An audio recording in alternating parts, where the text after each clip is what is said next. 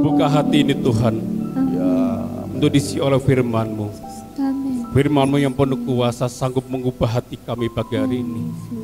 Sanggup menolong kami, sanggup memberi jalan keluar kami, sanggup memberkati kami. Amin. Oleh sebab itu mari Roh Kudus kami mengundang Engkau untuk mengambil alih pemerintahan firman-Mu. Kuasai hati kami. Berbicara Roh Kudus. Di hari-hari semakin jahat ini, kami perlu Engkau memegang tangan kami dengan kuat. Terima kasih Bapa dalam surga. Terima kasih. Kami menyerahkan lidah bibir hamba-Mu dalam tangan-Mu Tuhan. Terima kasih. Kuasai ruang hati kami. Kuasai ruangan tempat ini. Terima kasih Tuhan Yesus. Kami sambut firman-Mu hanya di dalam nama Tuhan Yesus. Haleluya. Amin. Amin. Shalom Bapak Ibu karena Tuhan. Tidak terasa ini hari yang ke-8 kita memasuki tahun 2023. Karena dikatakan oleh pemerintah, oleh dunia bukan semakin baik. Memang kalau di firman Tuhan katakan kedatangan Tuhan sudah semakin dekat. Makin hari bukan semakin baik. Semakin hari bukan makin mudah, tapi makin sulit. Tapi kita bersyukur punya Tuhan Yesus luar biasa. Dia adalah gembala yang baik. Dia akan berjalan di depan kita. Oleh sebab itu jangan takut. Tuhan katakan, aku yang berjalan di depanmu di dalam Ulangan. Aku yang berperang untuk kamu. Masalahmu sebesar apapun, kita tidak usah takut. Kita mempunyai Allah luar biasa. Dia akan berperang untuk kita. Ya. Kita mempunyai Allah yang hidup, bukan Allah yang mati. Pagi hari ini kita akan bersama-sama merekam firman Tuhan. Ya, hari yang ke-8 tahun 2023 ini dalam Yeskiel 47 ayat 1 sampai ke-12.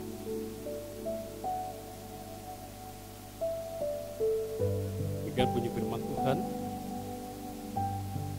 Kemudian ia membawa aku kembali ke pintu bait suci, dan sungguh ada air keluar dari bawah ambang pintu bait suci itu dan mengalir menuju ke timur. Sebab bait suci juga menghadap ke timur, dan air itu mengalir dari bawah bagian samping kanan dari bait suci itu sebelah selatan mezbah. Lalu diiringnya aku keluar melalui pintu gerbang utara, dan di bawahnya aku berkeliling dari luar menuju pintu gerbang luar yang menghadap ke timur. Sungguh air itu membual dari sebelah selatan. Sedang orang itu pergi ke arah timur dan memegang tali pengukur di tangannya. Ia mengukur 1000 hasta dan menyuruh aku masuk dalam air itu. Maka dalamnya sampai di pergelangan kaki. Ayat keempat, ia mengukur 1000 hasta lagi dan menyuruh aku masuk sekali lagi dalam air itu. Sekarang sudah sampai di lutut. Kemudian ia mengukur 1000 hasta lagi dan menyuruh aku ketiga kalinya masuk ke dalam air itu. Sekarang sudah sampai di pinggang. Sekali lagi ia mengukur 1000 hasta lagi. Sekarang air itu sudah menjadi sungai, di mana aku tidak dapat berjalan lagi, sebab air itu sudah meninggi sehingga orang dapat berenang, suatu sungai yang tidak dapat diseberangi lagi. Lalu ia berkata kepadaku, sudahkah engkau lihat, hai manusia? Kemudian ia membawa aku kembali menyusur tepi sungai. Ayat ke-7, dalam perjalanan pulang, sungguh sepanjang tepi sungai itu ada amat banyak pohon, di sebelah sini dan di sebelah sana. Ia berkata kepadaku, sungai ini mengalir menuju wilayah timur dan menurun ke arah Yordan dan bermuara di Laut Asin, air yang mengandung banyak garam, dan air itu menjadi tawar. Sehingga kemana saja sungai itu mengalir, segala makhluk hidup yang berkeriapan di sana akan hidup. Ikan-ikan menjadi sangat banyak, sebab kemana saja air itu sampai, air laut di situ menjadi tawar. Dan kemana saja sungai itu mengalir, semuanya di sana hidup. Maka penangkap-penangkap ikan penuh sepanjang tepinya, mulai dari En-Gedi sampai En-Eglaim. Daerah itu menjadi penjemuran pukat, dan di sungai itu ada berjenis-jenis ikan seperti ikan-ikan di laut besar sangat banyak. Tapi rawa-rawanya dan payah-payahnya tidak menjadi tawar. itu menjadi tempat pengambilan garam. Pada kedua tepi sungai itu tumbuh bermacam-macam pohon buah-buahan yang daunnya tidak layu dan buahnya tidak habis-habis. Ya bulan ada lagi buahnya yang baru. Sebab pohon-pohon itu mendapat air dari tempat kudus itu. Buahnya menjadi makanan dan daunnya menjadi obat. Saudara kasih Tuhan, di sini kita melihat bagaimana Nabi Yeskiel mendapat penglihatan, yaitu dia melihat ada bait suci, di sana mengalir air. Jadi penglihatan Yeskiel ini bukan kolam air yang tidak bergerak, tapi air yang mengalir dari bait suci. Di bait suci ini air yang mengalir begitu derasnya. Di samping kiri kanan penglihatan dari Yeskiel ini tumbuh bermacam-macam pohon. Luar biasanya di tepi aliran air ini yang akhirnya menjadi sungai, tumbuh bermacam-macam pohon dan daunnya tidak pernah layu. Kemudian setiap bulan buah ini selalu berbuah lebat dan tidak ada musim, selalu berbuah. Kita melihat betapa suburnya pohon ini, karena pohon ini berada di tepi aliran air yang akarnya selalu merambat ke air. Pagi ini kita akan bersama-sama merenungkan firman Tuhan dengan tema level kerohanian. Saudara kasihan Tuhan, level kerohanian yang bisa mengukur adalah diri kita sendiri, bukan orang lain. Mungkin orang lain hanya bisa, oh si A ini rajin ya, si B ini tidak rajin, berarti level rohaninya hanya mungkin 10%, 5%. Tapi pagi hari ini kita akan mengukur diri kita sendiri. Level kerohanian kita sampai di mana pagi ini. Tapi Tuhan menginginkan kita anak-anak Tuhan punya level yang paling tinggi di hadapan Tuhan. Karena Tuhan senang apabila kita menjadi orang-orang yang dewasa rohani dalam Tuhan. Sebab orang yang akan diangkat bersama-sama Tuhan adalah orang-orang yang dewasa rohani. Kalau kita melihat mempelai pengantin tidak mungkin seorang anak kecil. Sebab Tuhan adalah mempelai. Ya. Oleh sebab itu kita sebagai mempelai perempuan, rohani kita harus dewasa. Supaya nantinya Tuhan akan mengangkat kita bersama-sama di dalam surga yang mulia. Saudara kasih Tuhan, level yang pertama kita melihat dari penglihatan Yeskiel ini, bagaimana Yeskiel mengukur sungai tersebut. Selama 1000 hasta kemudian Yeskiel mengukur, waktu Yeskiel memasuki sungai tersebut, Yeskiel hanya sampai di pergelangan kaki. Saudara kasih Tuhan, saya percaya setiap kita pernah main ke pantai atau ke sungai ya. Dulu saya masih kecil suka bermain di sungai, karena masih kecil dulu kalau mau ke pantai tidak mungkin, karena tidak ada fasilitas seperti sekarang, mudah sekali bisa naik motor. Zaman dulu kan hanya doker dan cikar saudara, mau ke pantai tidak mungkin, hanya bermainnya di sungai. Tapi sungguh menyenangkan masa-masa kecil ya, masa-masa kecil itu masa yang membahagiakan. Seperti sekarang sudah mulai di lagi, masa etek-etek ya. Itu zaman saya masih belum sekolah. Kemarin saya bongkar-bongkar temu etek-etek saudara. Ternyata orang tua juga senang juga. Saya kadang-kadang, waduh udah hiburan coba etek-etek ya. Ternyata sudah lansia coba main etek-etek. Asik juga saudara ya. Tidak bingung dengan anak-anak sekarang, sudah tidak bingung dengan HP ya, main game. Ternyata asik dengan main etek-etek. Sudah kasih Tuhan.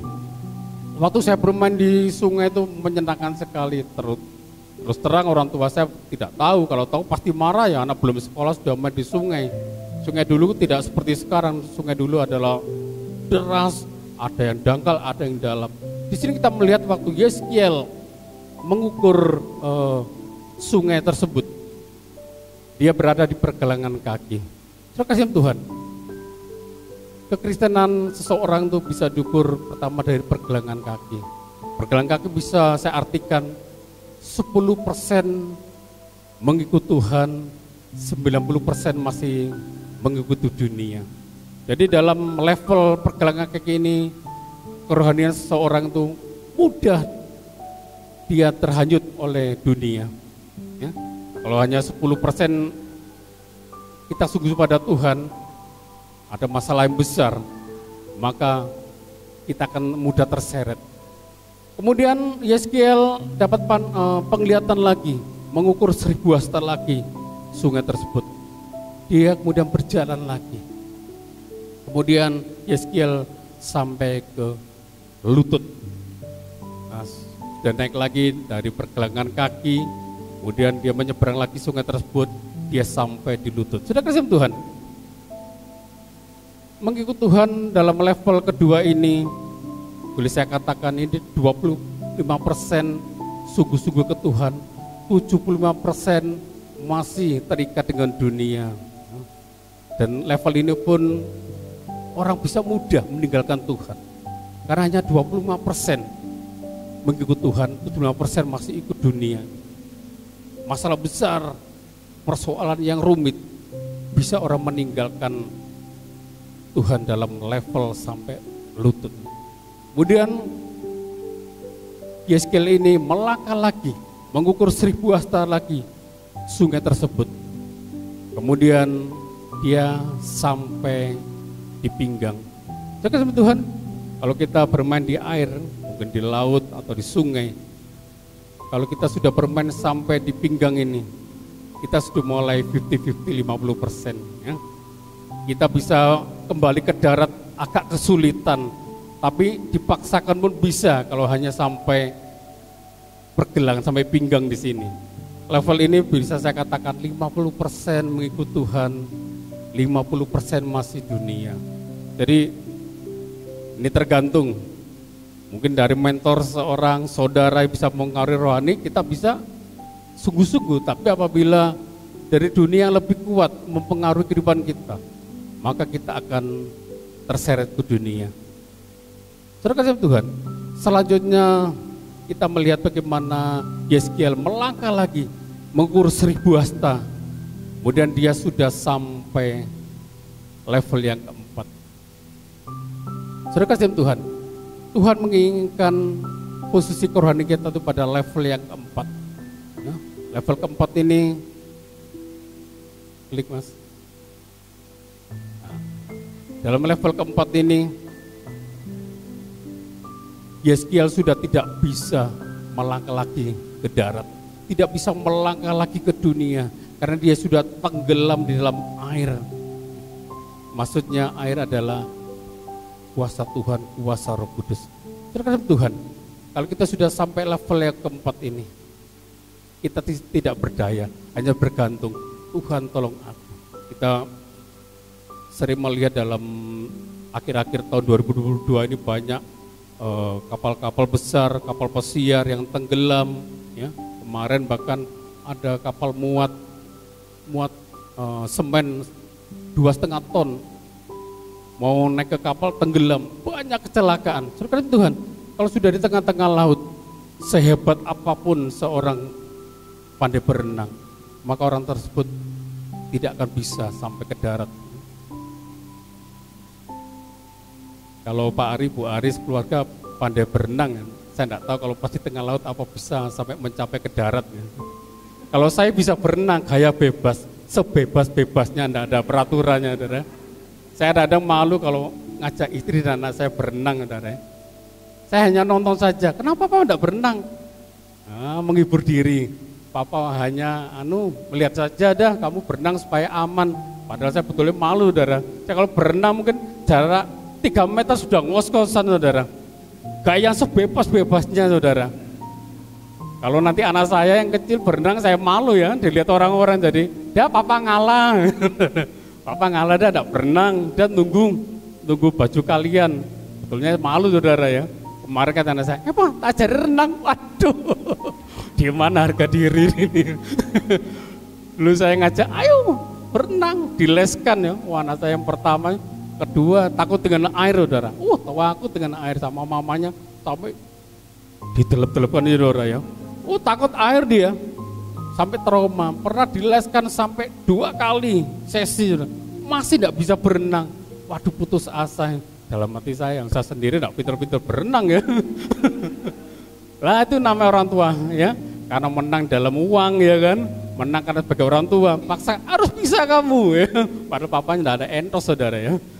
Saudara kasih Tuhan, di dalam level yang keempat ini, Tuhan mau kita betul-betul, kalau sudah di dalam air yang dalam, kita betul-betul berkata pada Tuhan, Tuhan, aku tidak sanggup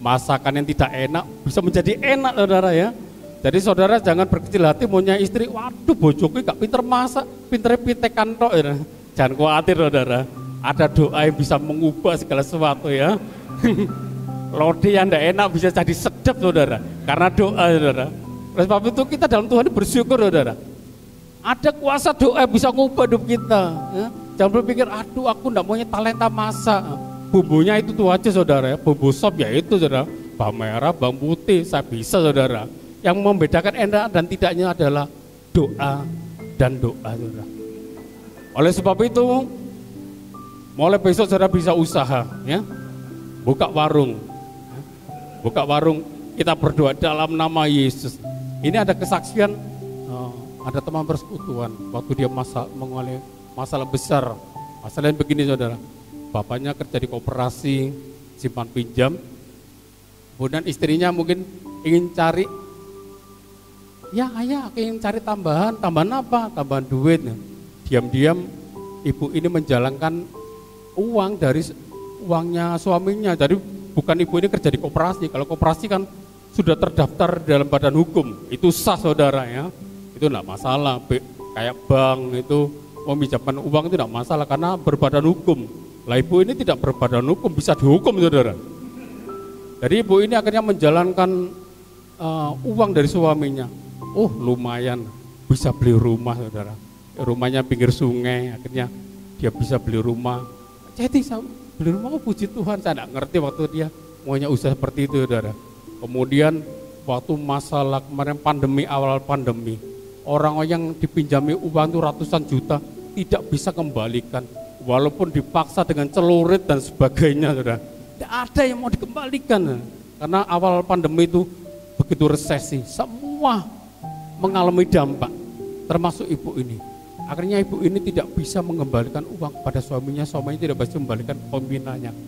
Jadi masalah besar. Ibu ini stres, dari badannya gemuk jadi kurus, tidak perlu obat pelangsing saudara. Kurus sendiri saudara, dengan masalah menumpuk ya. Ternyata obat dia itu mudah sekali saudara. Kalau masalah itu besar numpuk ya, sudah jadi susut saudara, tidak perlu pelangsing saudara. Ibu ini akan mengalami stres, jadi kurus. Waktu pandemi saya kerja bakti di rumah, dipanggil sama Moses, Pak, ada tamu. Oh iya, waduh saya pakai celana pendek, sudah keringetnya sudah baunya kecut kayak cuka saudara. Waduh sudah keringetan gue bias. Masa mau mandi dulu, keramas dulu, kesewen saudara. Orang udah ngalamin masalah. Maaf Pak, Ibu, waduh saya pakai ini aja, pakai topi, jabakti. Kemudian dia menceritakan masalahnya. Pak ini saya gini, saya dengarkan aja. Seorang konseling itu harus pendengar yang baik ya, bukan yang banyak ngomongnya saudara. Jadi kita harus mendengar yang baik. Apa dia cerita keluh kesahnya sampai puas dia, sampai menangis, kita dengarkan saja. Kemudian saya ambil gitar. Sebelum kita berdoa, sebelum kita beri nasihat, ujian penyembahan dulu. Ujian penyembahan sampai lama, sampai ibu ini bapak mengeluarkan air mata, air hidung, mengalir semua saudara. Untuk di rumah ada tisu sudah dipersiapkan saudara. Siapkan di meja ya, karena waktu pandemi ada tisu dan ada hand sanitizer saudara ya. Tapi mie goreng enggak ada waktu itu saudara, karena enggak siap ya. Kemudian cerita-cerita ternyata ibu ini adalah termasuk dari Bank Titil saudara. Enggak tahu ya, atau BCA, Bank Cicilan Awan. Atau Bank Cicilan Isu ya, BRI ya. Ibu ini ternyata terlibat dalam masalah ini saudara. Memang awalnya menguntungkan, tapi ternyata di hadapan Tuhan itu tidak diperkenankan. Ibu ini mengalami tidak punya utang, akhirnya jadi punya utang saudara, ratusan juta saudara. Punya utang 1 juta aja kita sudah pusing, ratusan juta saudara. Apa yang dipinjam itu pengusaha-pengusaha ya. Di Janti ada pengusaha-pengusaha yang pinjam ke ibu ini saudara. Karena kalau Bank Titil kan mudah, enggak perlu BPKB, perlu fotokopi KTP aja. Oleh sebab itu Bapak Ibu harus hati-hati kalau punya teman, mau pinjam KTP-nya. Yang terjadi keponakan saya, loh aku enggak ikut pinjam atau ditagih oleh bank, ternyata KTP-nya keponakan saya dipinjam oleh saudaranya sepupunya saudara. Enggak ikut pinjam, ikut pusing saudara, ikut stres. Oleh sebab itu kita harus berhati-hati meminjamkan KTP ya, surat-surat yang berharga itu betul hati-hati, harus tahu penggunaannya. Nah kemudian ibu ini Setelah kami berdoa, kemudian kami nasihati, ibu ini bukan nol, di bawah minus kehidupannya, saudara. Kemudian saya katakan, ibu sudah salah di hadapan Tuhan. Kami lain dengan istri itu di rumah, kemudian gimana Pak jalan keluarnya? Waktu itu dinasihati oleh temannya. Saya diberi nasihat oleh teman saya, Bu, ini loh, kita punya teman yang kerja di Bank Jatim, mudah mengucurkan dana. Memang mudah, saudara. Seorang sales ya, sales di bank pasti cari nasabah dengan 1001 macam cara, saudara, supaya kita bisa pinjam uang, saudara. Tapi nantinya untuk mengembalikannya apa, saudara ya? Kemudian ibu ini, saya tidak sejahtera. Akhirnya kami beri nasihat sesuai dengan firman Tuhan. Minta ampun kepada Tuhan karena sudah dosa di hadapan Tuhan. Kemudian apa Pak? Saya sudah tidak ada usaha lagi. Berdoa. Tuhan adalah sang penerobos. Ya, Tuhan katakan dalam firman Tuhan kita adalah seorang penerobos. Oleh sebab itu jangan takut. Aduh, aku tidak mempunyai kemampuan, tidak mempunyai karunia. Tuhan kita Tuhan yang hidup. Dia penerobos, saudara. Kemudian saya katakan, Bu, waktu persekutuan ibu ini luar biasa. Saya katakan bikin gaduh-gaduh. Enak Bu. Pak Cahyadi kecap betul enak ini. Oleh sebab itu Bu, setiap masak doakan gaduh-gaduhnya enak. Bikin sotonya enak. Bikin pecelnya enak. Apa yang dimasak menjadi enak, saudara. Padahal kita tahu bumbunya gitu-gitu aja, saudara. Kemudian ibu ini melangkah jualan pecel, saudara. Jual pecel. Tempatnya tidak strategis Pak Cahyadi. Jangan khawatir, Tuhan sanggup mengirimkan pembeli, saudara. Karena kita membatasi Tuhan dengan otak kita, dengan tempat-tempat yang strategis. Tapi Tuhan kita Tuhan yang hidupnya dia luar biasa. Dia memberikan pembeli. Jam 12 sudah habis, saudara. Bukan saya yang hebat, bukan. Tuhan Yesus yang hebat. Dia Allah yang hidup, saudara. Kemudian ibu sampai kewalahan. Kemudian ibu ini bikin proposal, masukkan cateringnya di Stikes, tempatnya Victor bekerja. Ternyata di Stikes tersebut tidak mudah, saudara. Untuk memasukkan proposal bisa catering masuk, tidak sembarangan, saudara.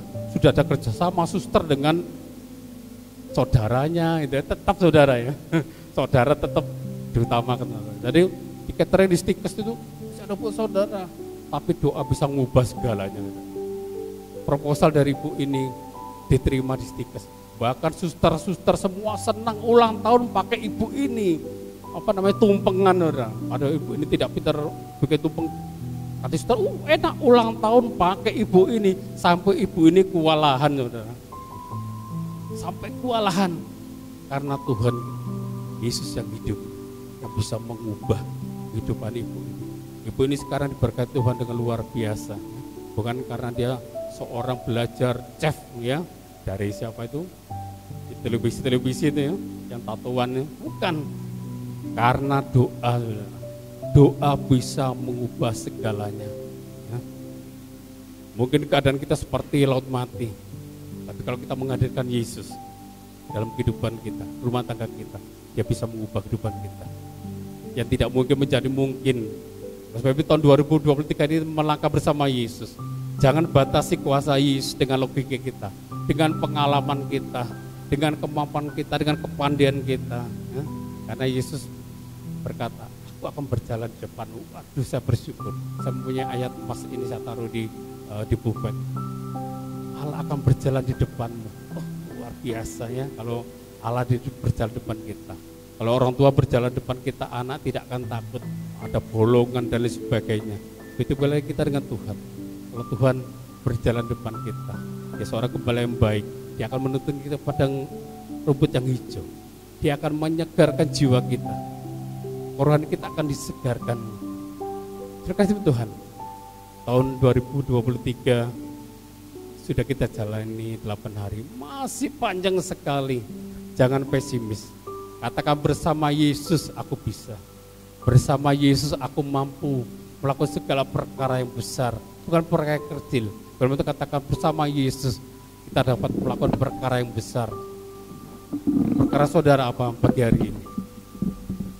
Yesus kita yang hidup, dia sanggup menolong kita dalam situasi dan kondisi apapun. Oleh sebab itu, andalkan hidupmu pada dia, yaitu Tuhan Yesus Kristus. Kita akan pujikan sebab dia baik, Karena dia baik bagi kehidupan kita, saudara. Oleh sebab itu kita akan pujikan ini.